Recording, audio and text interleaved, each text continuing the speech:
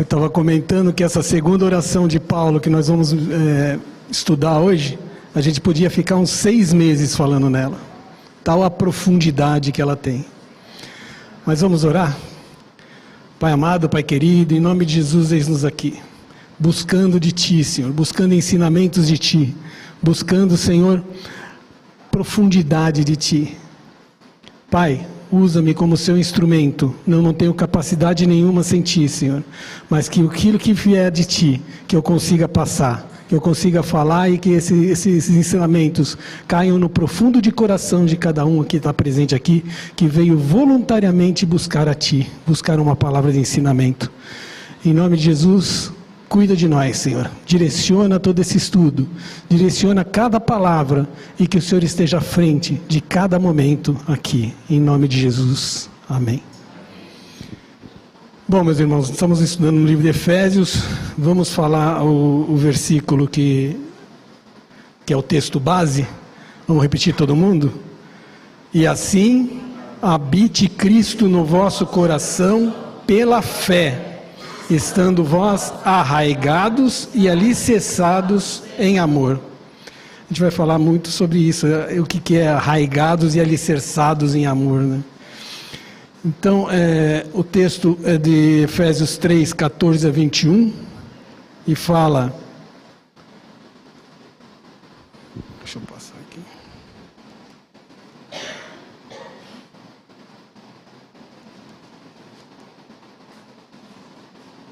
Não está passando? Estava funcionando até agora. Isso. Por causa dessas coisas, me ponho de joelhos diante do Pai, de quem toma o nome toda a família, tanto no céu como sobre a terra, para que, segundo a riqueza da sua glória, vos conceda que sejais fortalecidos com poder, mediante o seu Espírito no homem interior, e assim habite Cristo no vosso coração, pela fé, estando vós arraigados e alicerçados em amor, a fim de poderdes compreender com todos os santos qual é a largura e o comprimento e a altura e a profundidade, e conhecer o amor de Cristo, que excede todo o entendimento, para que sejais tomados de toda a plenitude de Deus. Ora, aquele que é poderoso para fazer infinitamente mais do que tudo quanto pedimos ou pensamos, conforme o seu poder que opera em nós, a Ele seja a glória na Igreja e em Jesus Cristo, por todas as gerações, para todos sempre. Amém.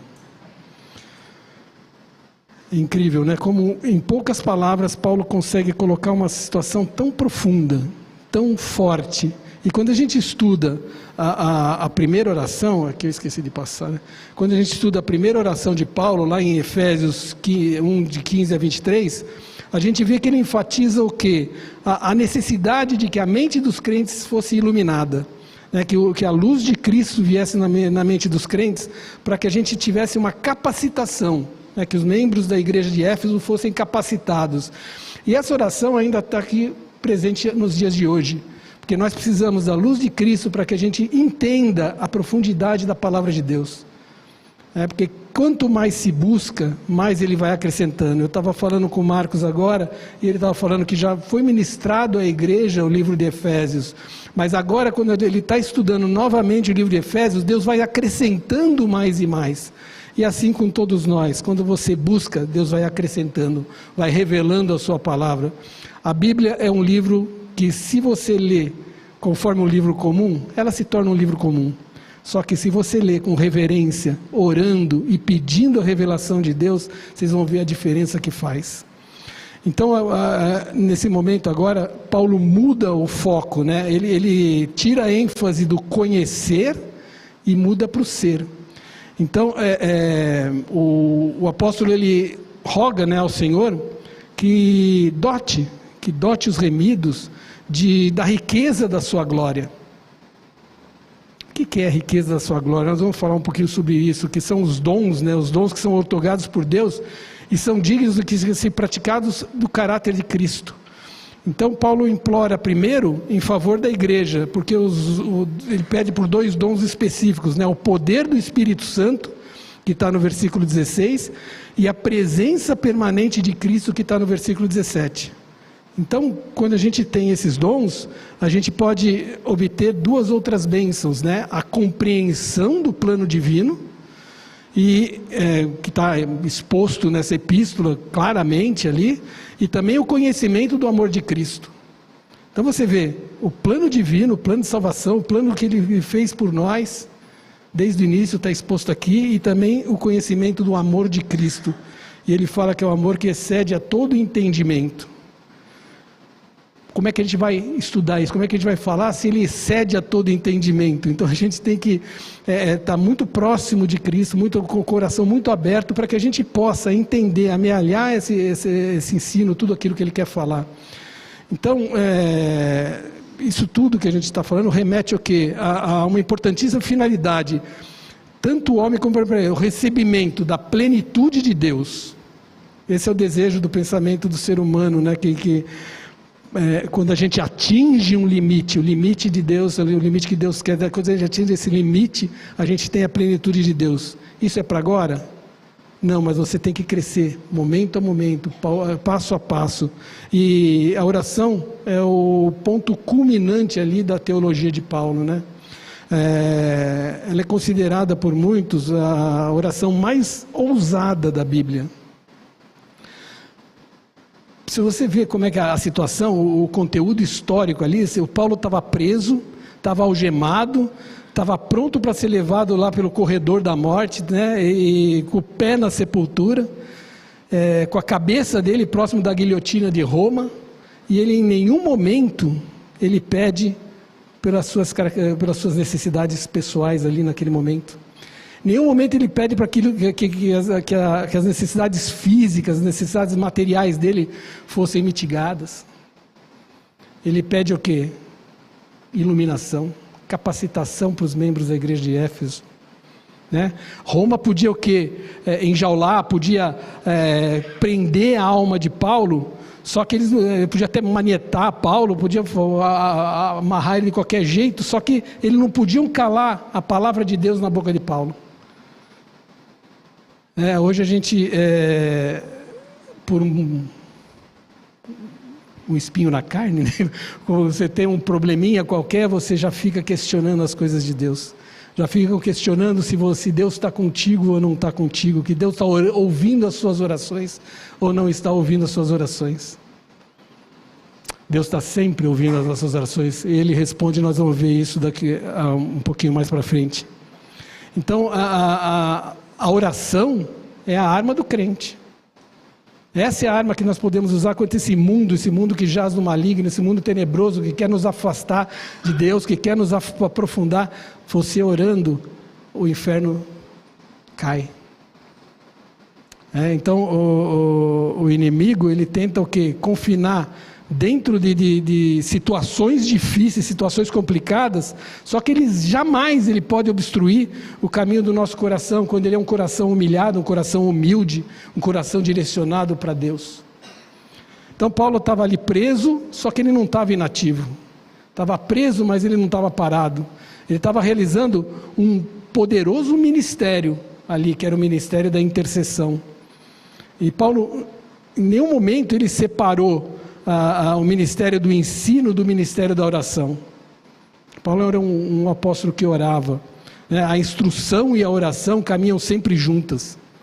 Hoje, infelizmente, a gente vê muitas igrejas que têm abandonado o ensino. A gente vê igrejas que não têm uma escola dominical, né? Até utilizam erroneamente orações. A palavra fala que você ora, né? Mas não recebe porque você ora de uma maneira errada, você ora só para o seu próprio benefício. Paulo está orando em benefício dele aqui? Em nenhum momento ele olha pelo benefício dele, porque ele sabe que o que acontecer está prescrito por Deus, está direcionado por Deus. Ele fala que Deus é com ele em todo momento.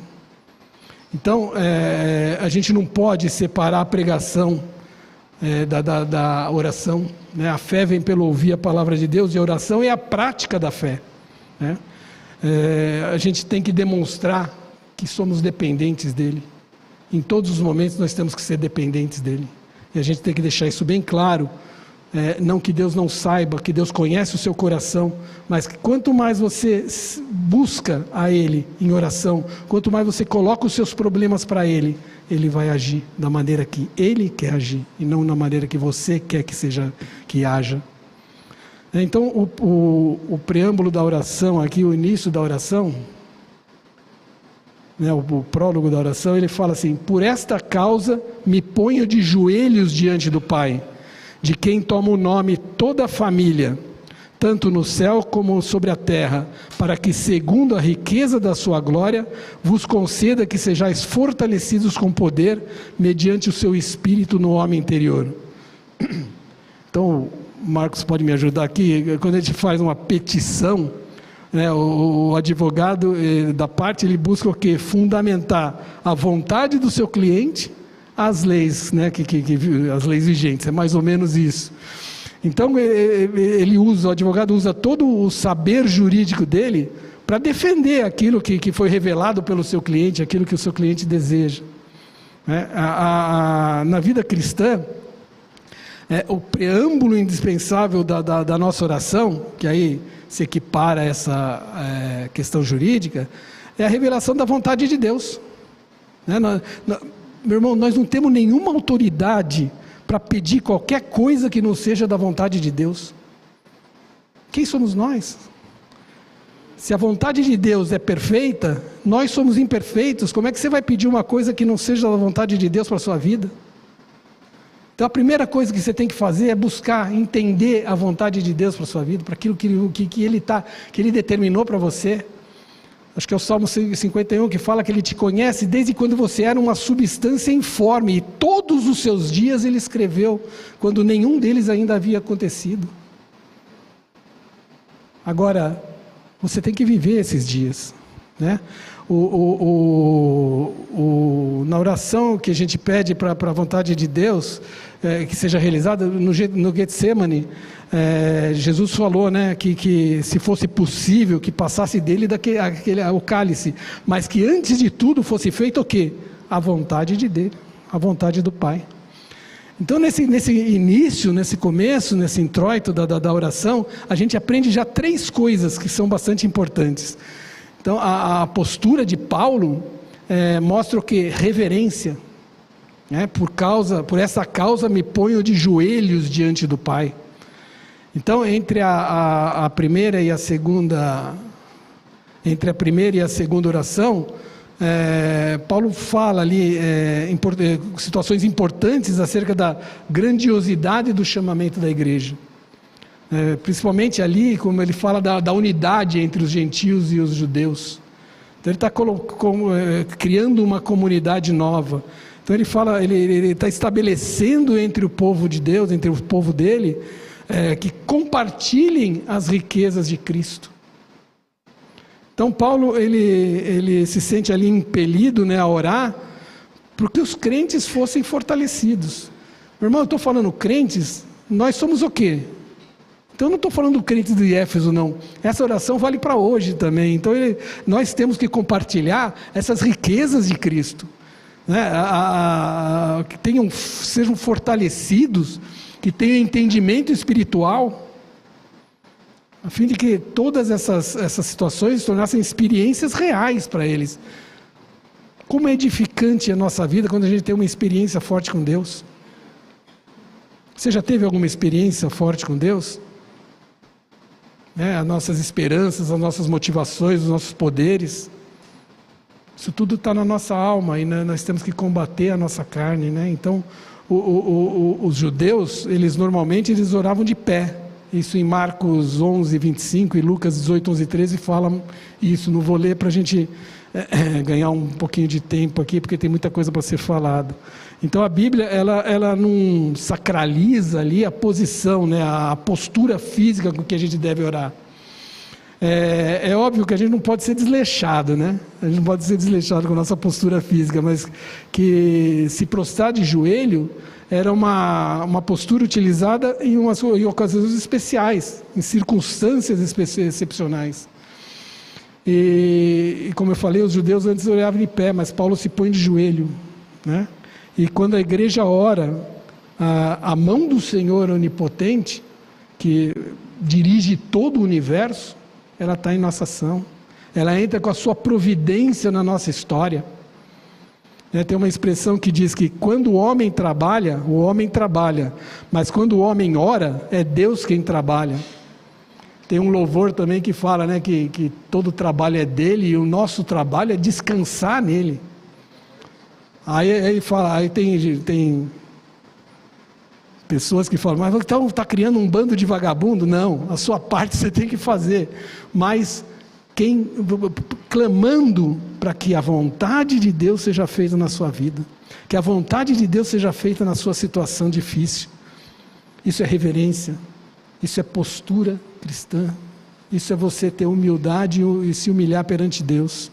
A segunda motivação que Paulo revela é contentamento pela obra de Deus na igreja. Então ele fala, de quem toma o nome toda a família, tanto no céu como sobre a terra. Então Paulo está afirmando aqui, eu peguei uma tradução também da NVI, fala assim, por essa razão eu ajoelho-me diante do Pai, do qual recebe o nome toda a família nos céus e na terra. Então Paulo está falando aqui da gloriosa reconciliação dos gentios com Deus, dos gentios com Jesus, dos gentios com os judeus. Então ali está se formando uma igreja única, o corpo de Cristo estava sendo formado ali. A igreja do céu e a igreja da terra é a mesma igreja, são a mesma igreja. É a família de Deus. E aqui vai um apêndice, como a família tem sido atacada hoje em dia, nos dias de hoje. Como é difícil você educar seu filho em cima dos ensinamentos de Cristo.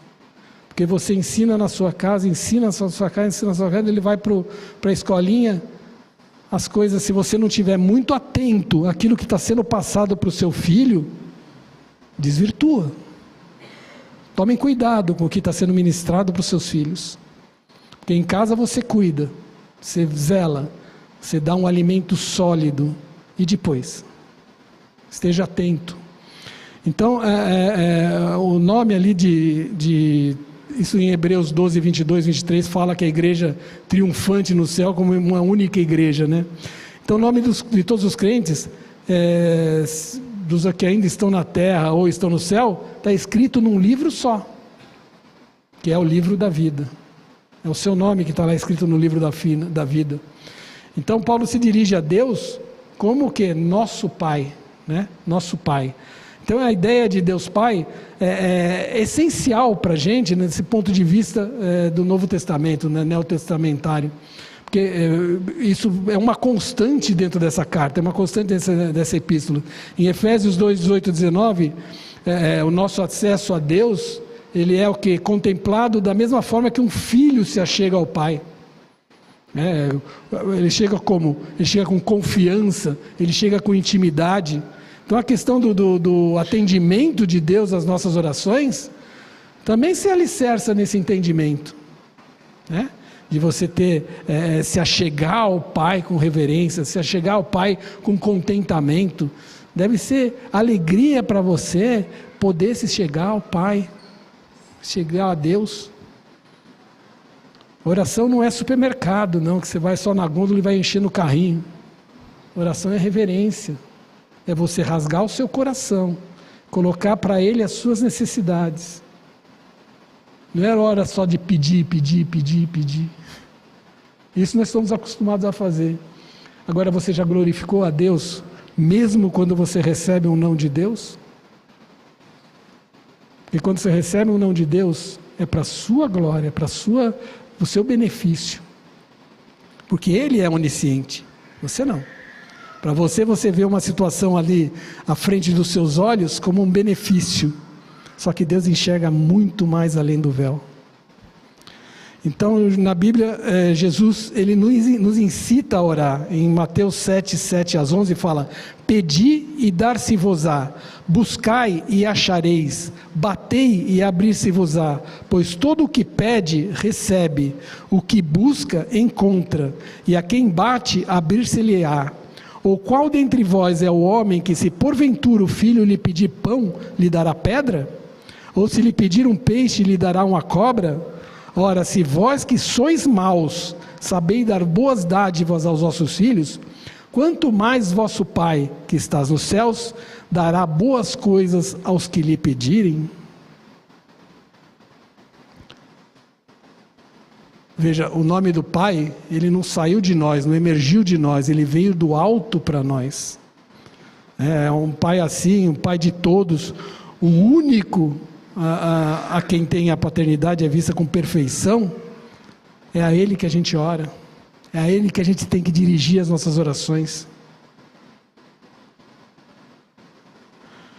A terceira coisa que a gente aprende nesse começo da oração é com a audácia de Paulo revela a sua confiança.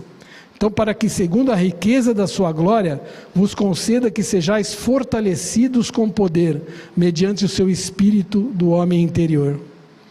Então, Paulo manifesta o que aqui? Que o desejo de que Deus atende às suas súplicas, né? Segundo as riquezas da sua glória. É importante a gente entender que a glória de Deus não é um atributo de Deus, né? Mas é o fulgor, é o brilho de todos os atributos de Deus.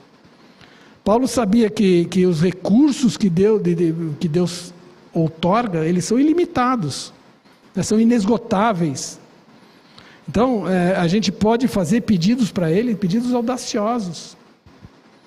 Meu irmão, não é pedir uma Ferrari, mas a gente tem que pedir pedidos audaciosos para que você cuide, para que direcione os seus passos, olhe além do véu. Veja como Paulo orou aqui, ele não estava vendo as circunstâncias que ele estava vivendo, não, ele estava vendo além, muito além. Ele estava orando por nós. 2000 anos depois, ele estava orando por nós. Antes, né? Antes não, depois. Então a palavra riqueza, por toda essa carta, ela tem um significado do quê? Um significado de abundância. Então Deus nos dá um suprimento abundante. A qualidade desse suprimento é insuperável. Ele dá para quem? Para aqueles que creem nele. É interessante que somente Paulo usa esse termo de riqueza, né? Ele utiliza como uma forma de enfatizar para nós que não tem limites, né? que não tem medida para o suprimento de Deus para a sua vida. Né? Suprimento de bênçãos espirituais que Ele quer derramar na sua vida não tem limite, é ilimitado. Então Deus pode conferir muito mais do que você deseja. Aliás, Ele fala isso, né? Nessa mesma oração, Paulo fala isso. Então, Deus, Ele é o dispenseiro de todas as coisas, de toda a glória, de todas as bênçãos celestiais. É Ele que cuida.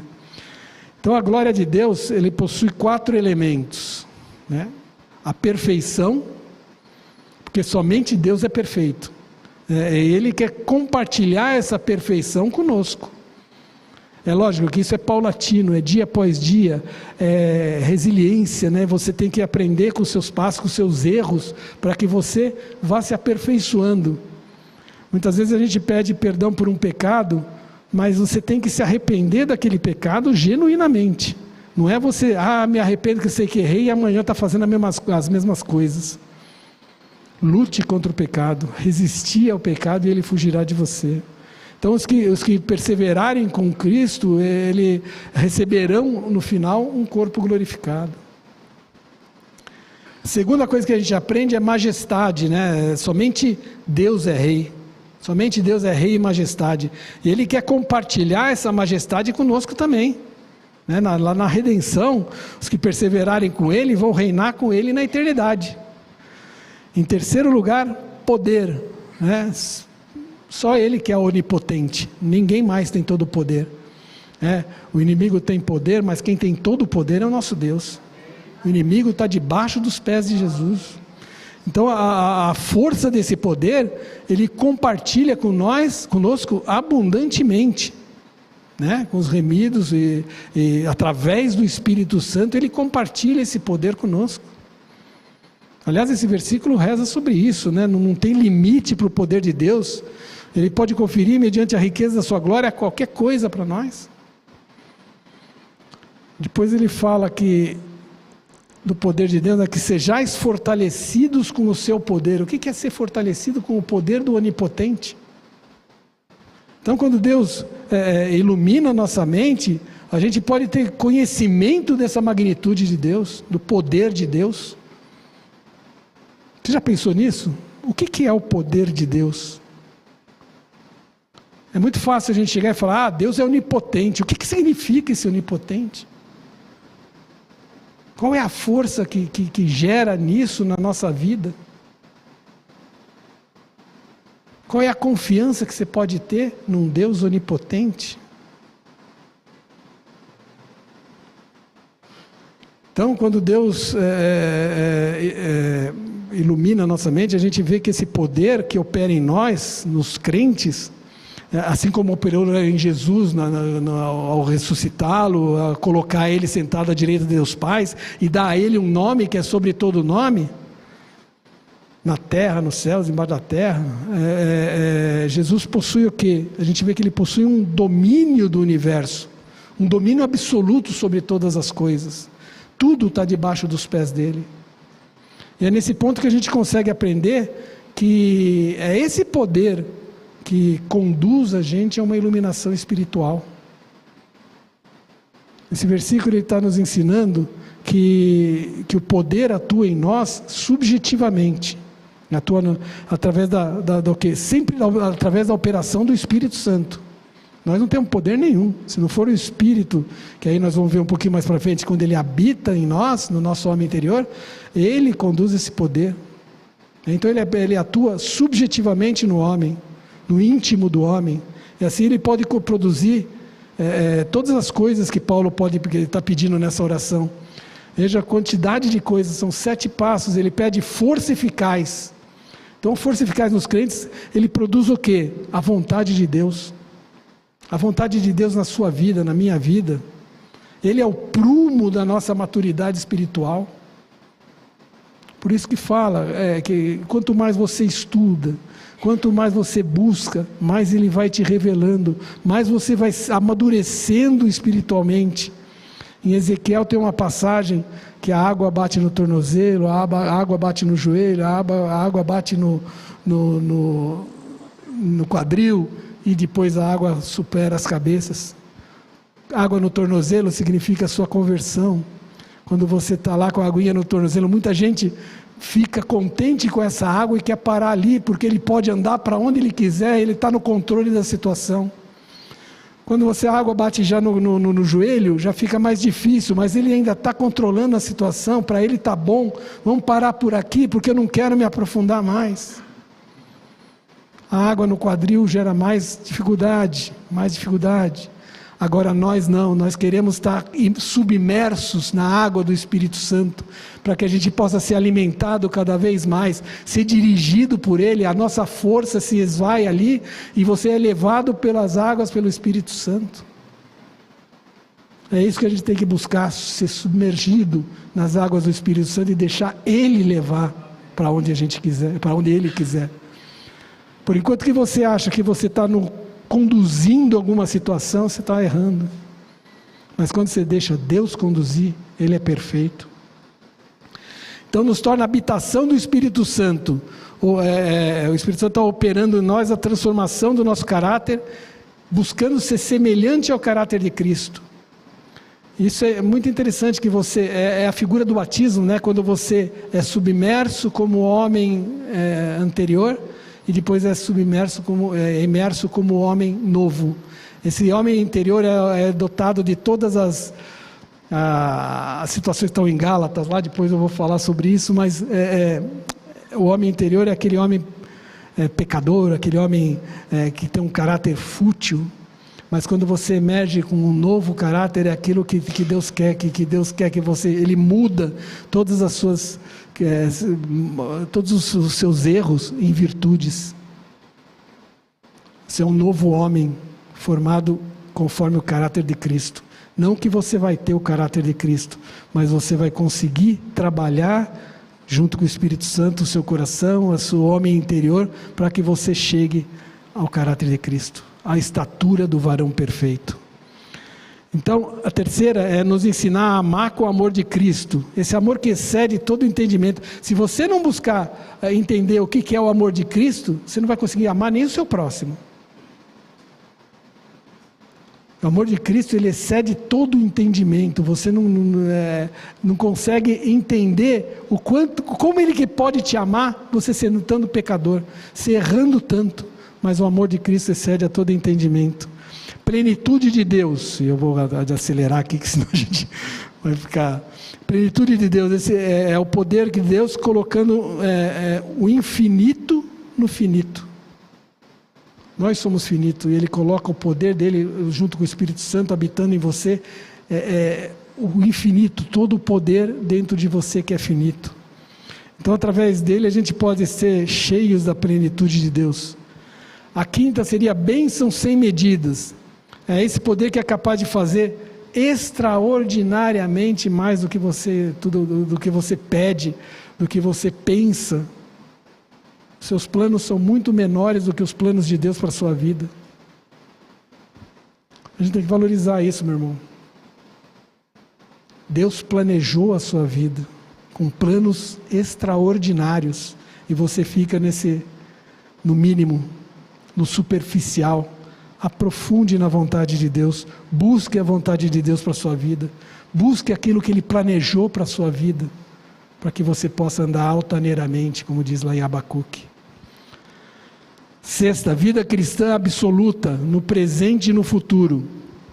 É esse poder que possibilita que a gente viva nesse mundo sem se contaminar.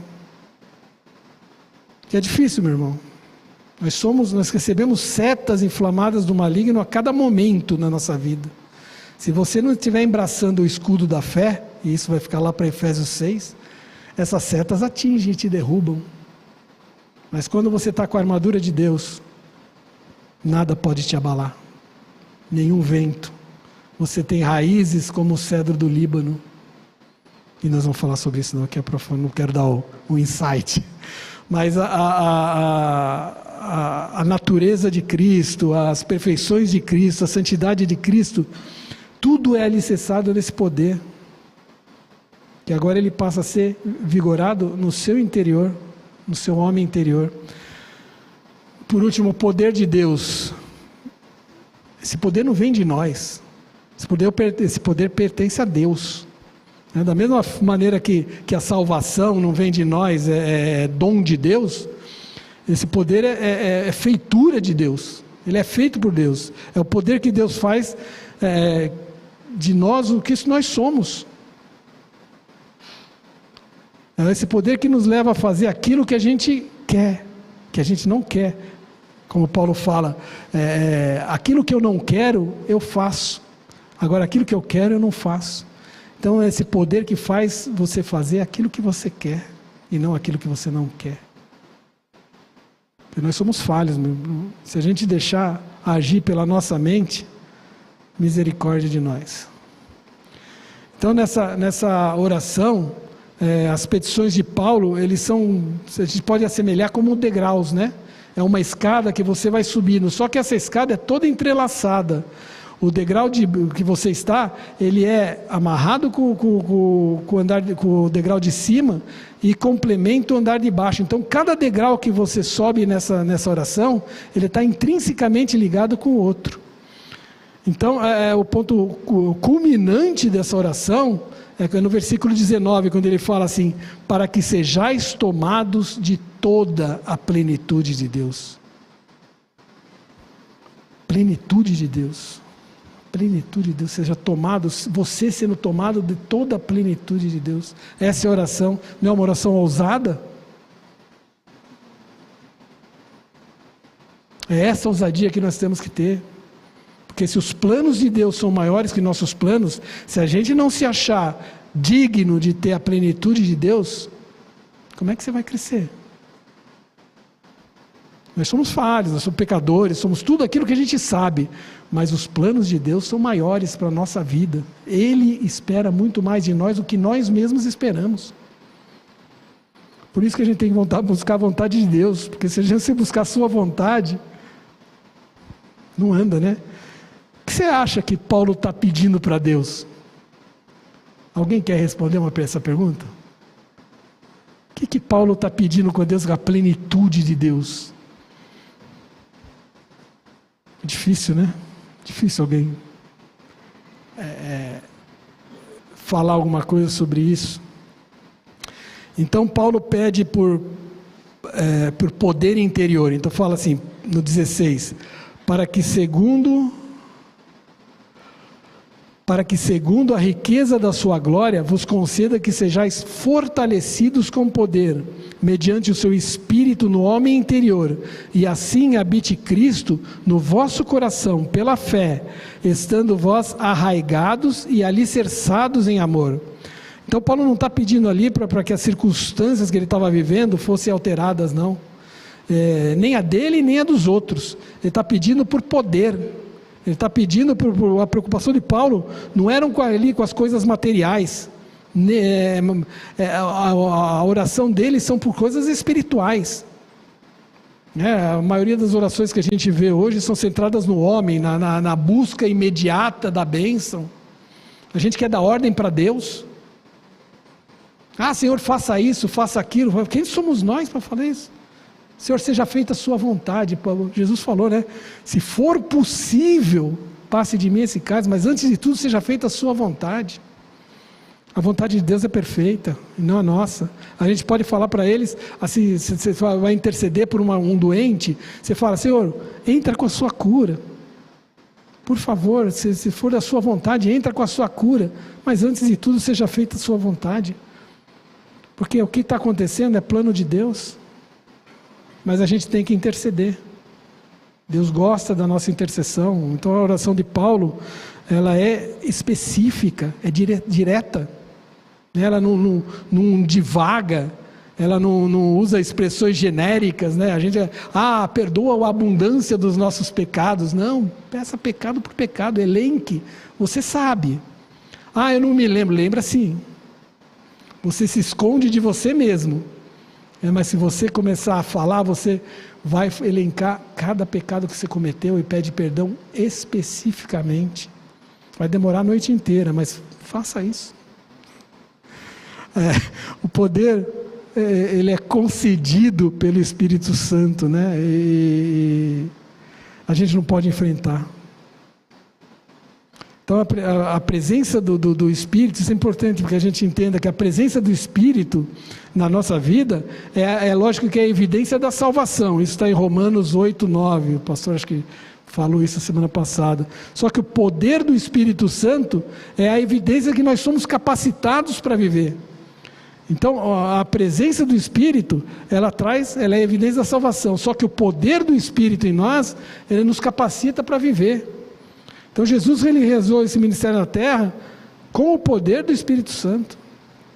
Está em Lucas 4, 1 a 14 e Atos 10, 38.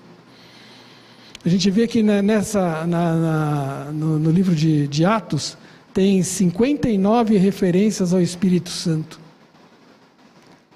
Isso é 1/4 de todas as referências que estão no Novo Testamento. Então a gente precisa ser fortalecido com esse poder, porque nós somos fracos. O diabo é astuto e nós somos fracos. Então o nosso homem interior, que é formado pela mente, pelo coração, pela vontade, depende desse poder do alto, né, para que a gente possa viver em santidade, buscando a santidade, só através do poder do Espírito Santo. Então o poder do Espírito Santo nos é dado de acordo com a riqueza da sua glória, né? Essas duas petições que Paulo faz, elas caminham juntas. As duas se referem aqui ao íntimo do crente, ao interior do crente, né? Ao seu homem interior, que aí inclui o homem regenerado, né, aquele que está em Cristo, e do outro lado o coração. Estão intrinsecamente ligados. Cristo habita no coração, e no homem interior habita o Espírito Santo. Então, cada cristão ali, ele é habitado pelo Espírito Santo, ele é templo do Espírito Santo. Não é só que aqui a habitação de Cristo, ele quer dizer um grau de intensidade, né? Não quer dizer moradia, mas é intensidade. Tinham duas palavras no grego distintas, deixa eu ver se está aqui, aqui. Tinham duas palavras distintas no grego, que é paroikio, como o Marcos não se ausentou, não alterou, aqui está mais ou menos certo, paroikio, e que tem um significado o quê? De habitar como estrangeiro, ou seja, era um termo que é usado quando um peregrino está morando longe de casa, faz moradia, então, ou seja, uma casa temporária. E kaitokio, que tem um sentido de se estabelecer num lugar, é uma habitação permanente, não é uma habitação temporária, não. E é esse último termo que é usado para enfatizar, né, que a plenitude da divindade de Cristo habitando em nós, no nosso interior. A plenitude de Cristo no nosso interior. Então Paulo usou essa palavra, né, kaitokio, para mostrar que Jesus, ele é o dono da casa, nossa casa espiritual. Eu falo isso no sentido assim, dele que pode mudar qualquer coisa que ele quer. Ele pode mudar o ambiente, ele pode mudar as mobílias, ele pode limpar aquelas gavetas, ele pode jogar fora aquilo que não convém. Então, é nesse sentido que eu falo. E um exemplo bíblico disso é quando, lá entre Abraão e Ló em Sodoma, né? Na casa de Abraão, Deus teve prazer, os anjos tiveram prazer. Na casa de Ló, não. Eles queriam sodomizar Ló. Você queria falar alguma coisa? Quem está com o microfone?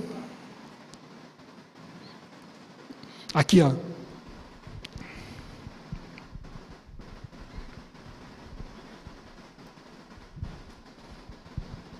Oi, Antônio.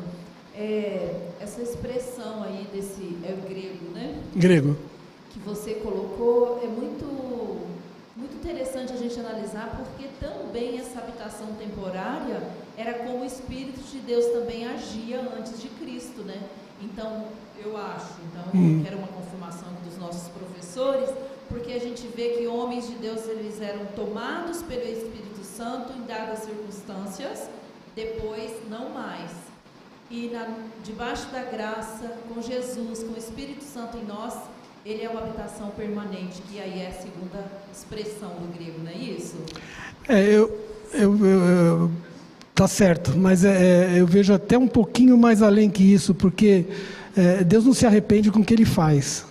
Então, se Ele habita verdadeiramente num homem interior, Ele nunca vai se ausentar. Ele permite que algumas coisas aconteçam, para que até para que a pessoa entenda o que ele deve se reverenciar, e até uma visão do que você não pode perder a salvação, né? Mas isso tem a ver com o Espírito de Deus. Não, sim, o que você falou está certo. Eu só estou complementando um pouquinho mais além, porque a salvação você não pode perder, porque Deus não se arrepende do salvação. O que acontece é o seguinte: antes você pode ser convencido do poder de Deus e não convertido a Deus.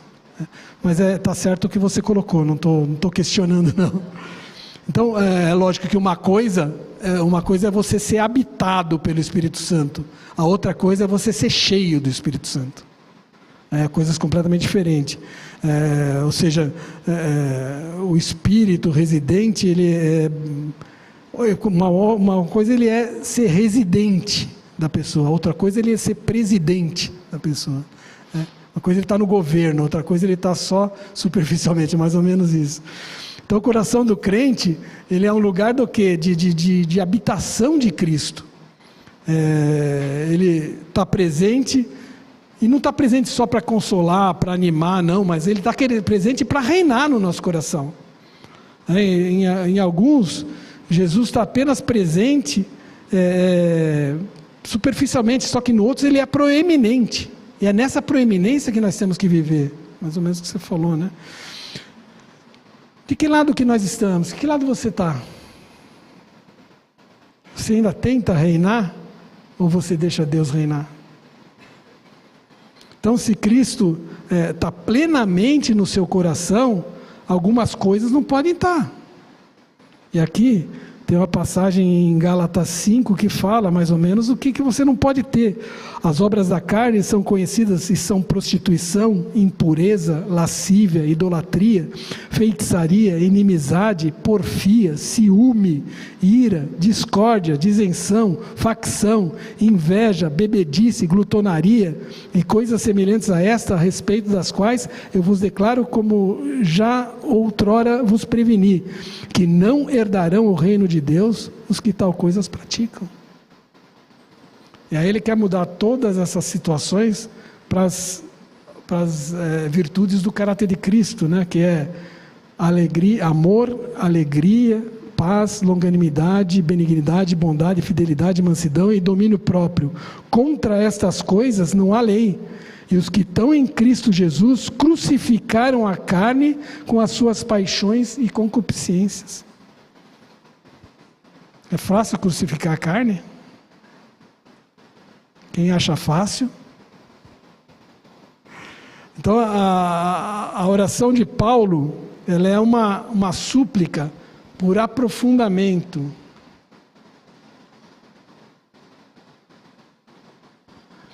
Então a oração de Paulo, eu passei para frente? Então a oração de Paulo é uma súplica para o aprofundamento do amor fraternal. Então ali ele vai falar o quê? Arraigados e alicerçados, né, nesse amor. Então Paulo ora para que os crentes sejam fortalecidos para amar. Essa nova comunidade que estava sendo formada, o amor era uma virtude. Era a virtude mais importante. A gente precisa muito da habitação de Cristo, e aí do poder do Espírito Santo também, para amar uns aos outros. Principalmente, aquela época, aquele abismo que separava dos judeus dos gentios. Então Paulo usa aqui duas metáforas, que a gente já falou isso nas aulas passadas, mas ele usa duas metáforas para expressar essa profundidade do amor de Cristo. E aí sim, essas duas metáforas diferenciam a profundidade que deve ser o amor, que a gente deve sentir o amor de Cristo, com a superficialidade. Então a primeira é a metáfora da árvore, né? A árvore, ela fala de vida. A vida cristã, na sua expressão, na sua totalidade, o solo, ele corresponde a Jesus Cristo. A atmosfera, né, é o amor de Cristo, que ela envolve a tudo e a todos. E a árvore em si somos nós. As raízes são o nosso homem interior. Então uma árvore, ela precisa ter raízes fortes, raízes profundas, se ela quiser ter provisão e estabilidade. Se você quer buscar a sua seiva lá do profundo, aprofunde suas raízes. Deus plantou vocês nessa igreja, aprofundem suas raízes nessa igreja. Trabalhem por ela, ajudem o pastor. Essa igreja é uma igreja atuante. Vale a pena falar, mas a maioria das igrejas, o que acontece? Quando o pastor faz um trabalho, todo mundo vai. Aí o pastor fala, não, vão vocês fazer um trabalho que eu não vou. Vai meia dúzia. Quando o pastor está junto, todo mundo vai. E quando não, aqui não, a gente vê que é completamente diferente. A igreja se une, a igreja congrega, a igreja trabalha, a igreja atua dentro de uma coisa uniforme. Então é isso que você tem que estar enraizado na sua vida, buscando o seu alimento sólido de Jesus, do Espírito Santo. E aí sim, quando você está arraigado, ou seja, enraizado no amor de Cristo, você pode crescer para o alto, cada vez mais. E a segunda metáfora é a metáfora da arquitetura, né? Já foi falado aqui pelo Marcos também, acho que até o pastor também falou sobre a pedra angular, mas a parte mais importante de um edifício é a fundação. Se ela não for bem feita, ela não sustenta, ela não estabiliza, ela não protege o edifício, né? Então ela tem que ser muito sólida. E aí, sólida para onde? Sólida para baixo, né? Fundação você bate, você cava até achar um solo mais firme. E ali você faz as estacas, faz as sapatas para você segurar toda a edificação que vem para cima. Então o prédio não pode crescer em segurança se ele não tiver essa fundação muito bem feita. E aí, meu irmão, na nossa vida, as tempestades que vêm, porque tempestade vem na nossa vida e como vem, elas comprovam se as suas raízes e a sua fundação na nossa vida são profundas. Porque se você tiver com essas raízes aprofundadas e sólidas, essas tempestades não te abalam. Meu irmão, não estou falando aqui que você não vai sofrer, não. A gente sofre quando tem alguma coisa que é contrária ao que a gente estava esperando. A gente sofre. O não de Deus não é um não fácil. Mas a gente tem que saber que mesmo esse não de Deus é para o nosso benefício. Então, nesse contexto que a gente está falando, o amor é lógico, o amor é a principal virtude cristã.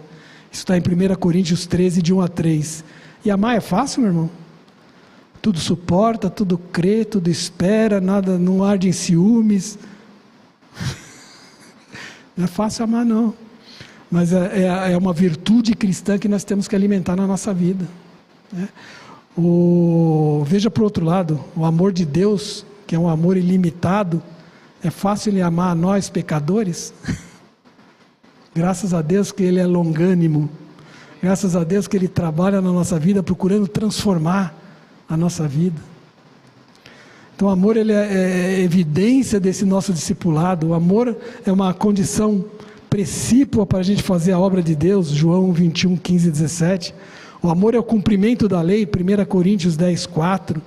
O conhecimento alimenta o ego, mas o amor edifica a vida. Está em 1 Coríntios 8, 2, parafraseando, né?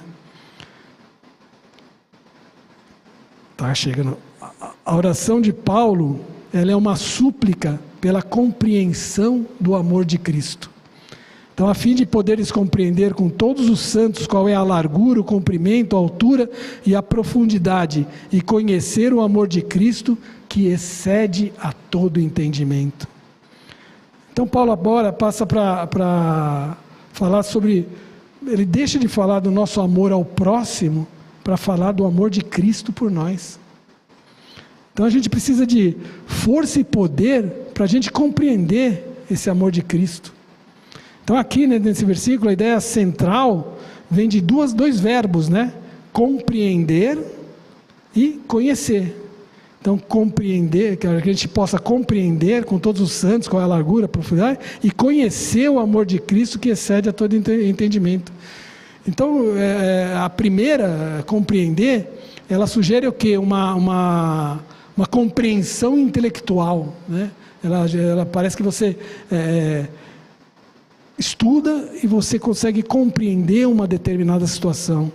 Só que o verbo conhecer, ele faz uma referência a uma experiência que você tem com Cristo. Então você conhece quando você experimenta a Cristo. Você conhece quando você Cristo trabalha no seu coração e te faz você viver uma situação em que você não esperava. Você não via uma luz no fim do túnel e de repente a mão de Cristo trabalha nessa situação e você tem uma experiência que edifica a tua fé. Nós vivemos isso esses dias aí e meu irmão, causa diferença, é um divisor de águas. A sua fé, ela é tão fortalecida que as coisas que você está sofrendo deixam de ser... A gente deixa de valorizar essas coisas e começa a valorizar a mão de Deus trabalhando na nossa vida.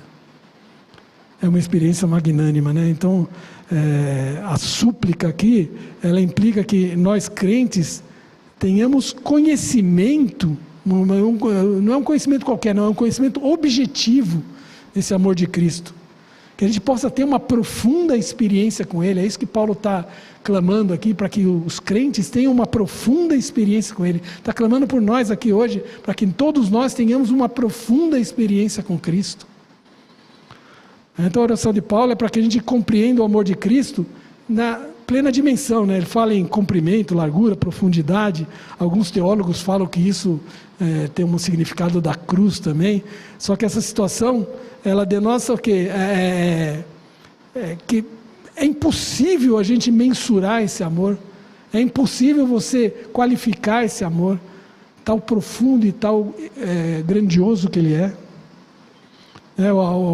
A gente vê que o amor de Cristo, ele é largo o suficiente para abraçar toda a humanidade. Ele é suficientemente comprido para durar toda a eternidade. Ele é profundo para alcançar lá o mais degradado pecador. E é suficientemente alto para nos levar para o céu. Então o amor de Cristo é tão grande que Ele nos deu o quê? A sua palavra. A palavra de Deus é uma prova do amor de Cristo por nós, porque nós temos ali um manual de vida. Tudo está ali dentro, tudo que você precisa está dentro da Bíblia, basta que você procure, leia. Não é um I Ching, né? Não é um livro de adivinhação, mas é um livro de sabedoria.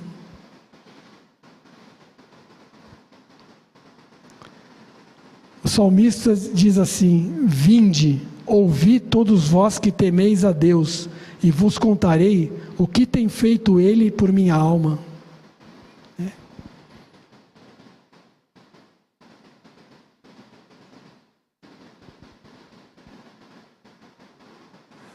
A oração de Paulo é uma súplica pela plenitude de Deus. Então fala, para que sejais tomados de toda a plenitude de Deus. Então nenhuma oração pode ser mais sublime, mais profunda que essa. Lógico que ela inclui todas as demais nessa situação, mas quando se pede a plenitude de Deus, o alcance está além da nossa compreensão.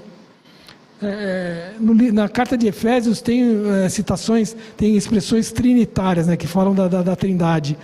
Então fala que a gente deve ser cheio da plenitude de Cristo, né, o Filho, em Efésios 1:23, cheios da plenitude de Cristo através do Pai, 3:19, e do Espírito Santo, 5:18. Ou seja, a gente deve ser cheio da própria Trindade. A gente não sabe, não tem consciência de que... A gente sabe até que Deus é transcendente. Deus é transcendente. Os céus dos céus não pode conter Ele, não. Mas Ele habita em nós. A gente tem que ter consciência de que Ele habita em nós de uma forma plena e absoluta. E o clamor de Paulo é para que a gente seja tomado de toda a plenitude de Deus. Cada área da vida, cada membro do corpo, cada célula, tudo tem que ser amealhado por Ele. Só dessa forma a gente vai atingir a plenitude do amor de Cristo. E a gente vai cumprir também a oração do próprio Jesus, que fala em João 17:26, para que o amor com que me amaste esteja neles, e eu também neles esteja. Ufa! Nós temos aqui, para concluir essa oração maravilhosa, a gente trata também de 2 pontos. O primeiro é a capacidade de Deus de responder às orações. Então, ora, aquele que é poderoso para fazer infinitamente mais do que tudo quanto pedimos ou pensando, conforme o seu poder que opera em nós. Então, a capacidade de Deus de responder a oração, ela é declarada por Paulo, né, de um modo até dinâmico nessa expressão, que é composta de 7 etapas. Deus é poderoso para fazer, porque Ele não está ocioso, inativo e nem morto. Deus é poderoso para fazer o que pedimos, pois Ele escuta a oração e responde. Deus é poderoso para fazer o que pedimos ou pensamos, pois Ele conhece os nossos pensamentos. Deus é poderoso para fazer o que pedimos ou pensamos, pois sabe tudo e tudo pode realizar. Deus é poderoso para fazer mais do que tudo o que pedimos ou pensamos, pois as suas expectativas são mais altas do que as nossas. Deus é poderoso para fazer muito mais do que tudo quanto pedimos ou pensamos, pois sua graça não é dada por medidas racionadas. Deus é poderoso para fazer infinitamente mais do que tudo o que pedimos ou pensamos, conforme o seu poder que opera em nós, pois é o Deus da superabundância. E aí, para finalizar, a doxologia de Deus responde às orações. A Ele seja a glória na igreja e em Cristo Jesus, por todas as gerações, para todo o sempre. Amém. Então, meu irmão, a Ele seja a glória. E essa é a chave de ouro para encerrar as nossas orações. Então, Deus é o único que tem poder para ressuscitar e fazer com que o seu sonho se torne realidade. Tem sonho que você já deixou de achar que você é merecedor. Não, Deus é poderoso para ressuscitar esse sonho e fazer ele verdade na sua vida. Deus é o único que tem, que deve ser glorificado, né? É o único que é digno de receber toda a honra, toda a glória, todo o louvor e toda a adoração da nossa vida. E aí, meu irmão, é nosso dever contribuir para que outras pessoas também contemplem essa glória de Deus. Você quer falar, Maria? Por favor. Se estivesse numa igreja pentecostal, tinha um glória a Deus. Uma das características da plenitude que Paulo pediu para viver, está na fala dele quando ele fala, não mais vivo eu, mas Cristo vive em mim. Cristo vive em mim. E a outra coisa é que ele foi ousado o suficiente para falar, sede meus imitadores como eu sou de Cristo. Glória a Deus, aleluia. Isso mostra a plenitude que ele viveu do Senhor Jesus. E é essa plenitude que Ele quer que a gente viva. E muitas vezes nós colocamos barreiras, não Ele.